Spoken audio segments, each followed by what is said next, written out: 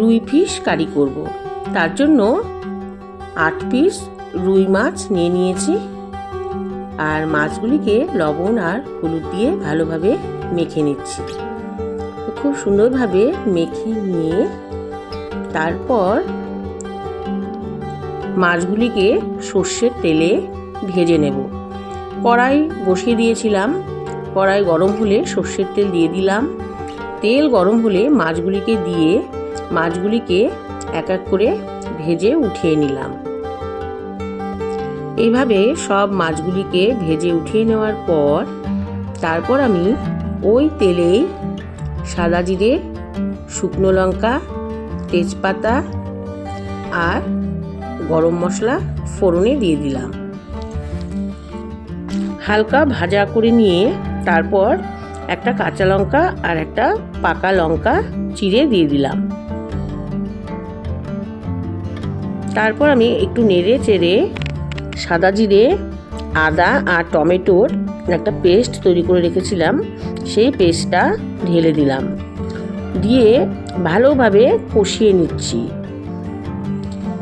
আর তারপর অল্প লবণ আর অল্প হলুদ দিয়ে আরও ভালোভাবে কষিয়ে নিচ্ছি। আর অল্প গরম মশলার গুঁড়ো দিয়ে দিলাম। দিয়ে আবারও ভালোভাবে নেড়ে চেড়ে কষিয়ে নিয়ে যখন তেলটা বার হচ্ছে মশলা থেকে, তখন মনে হলো যে আমার কষানো হয়ে গেছে। তারপর আমি গরম জল ওর মধ্যে দিয়ে দিলাম। অল্প গরম জল দিয়ে ভালোভাবে একটু কষিয়ে নিয়ে মাছগুলিকে ছেড়ে দিলাম। তারপর ভালোভাবে আরেকটু নেড়ে চেড়ে মাছগুলিকে মশলার সাথে মাখিয়ে নিয়ে আরেকটু লবণ আমি দিয়ে দিলাম। আর সামান্য একটু হলুদ গুঁড়োও দিলাম, মনে হলো হলুদ গুঁড়োটা একটু কম হয়েছে। তারপর আরও নেড়ে চেড়ে আরেকটু কষিয়ে নিয়ে এবার গরম জলটা বাকি ঢেলে দিলাম। তারপর ভালোভাবে মাছগুলিকে ফুটিয়ে নিচ্ছি।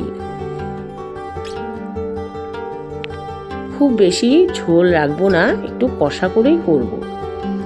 রুই মাছের কষা করছি, তাই অল্প জল দিয়ে ভালো মতো ফুটিয়ে নিয়ে এবার আমি আস্তে আস্তে মাছগুলিকে নামিয়ে নেব। মাছগুলি মোটামুটি আমার হয়ে গেছে সেদ্ধ। এবার আমি একটা কাঁচা লঙ্কা চিড়ে দিয়ে দিচ্ছি আর অল্প ধনেপাতা কুচি দিয়ে দিচ্ছি। দিয়ে এবারও ভালোভাবে নেড়ে চেড়ে আরেকটু ভালোভাবে কষিয়ে নিয়ে এবার আমি নামিয়ে নিচ্ছি।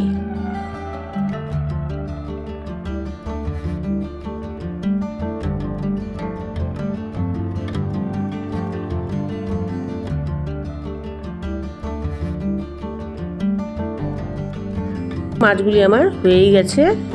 এবার নামিয়ে নিচ্ছি আর টেবিলে পরিবেশনের জন্য দিয়েও দিলাম। তো রেডি হয়ে গেল আমার রুই মাছের কষা বা মাখা মাখা ঝোল।